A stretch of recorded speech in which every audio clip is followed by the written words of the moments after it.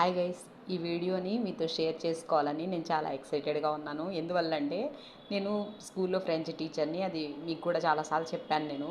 కానీ ఈరోజు అంటే ఎస్ఏ2 జరిగింది కదా, ఫైనల్ ఎగ్జామ్స్ అనమాట. ఇందులో పిల్లలు ఫ్రెంచ్ ఎగ్జామ్ కండక్ట్ చేసినప్పుడు అంతా బాగా రాసింది అనమాట. తిను చాలా బాగా చదువుతుంది, చాలా సెన్సిటివ్గా ఉంటుంది పాప.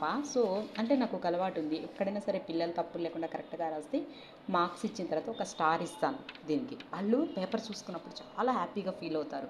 At the same time parents కూడా చాలా హ్యాపీగా ఫీల్ అవుతారు. పేరెంట్ టీచర్ మీటింగ్ వచ్చినప్పుడు వాళ్ళు పేపర్స్ అన్ని చెక్ చేసినప్పుడు.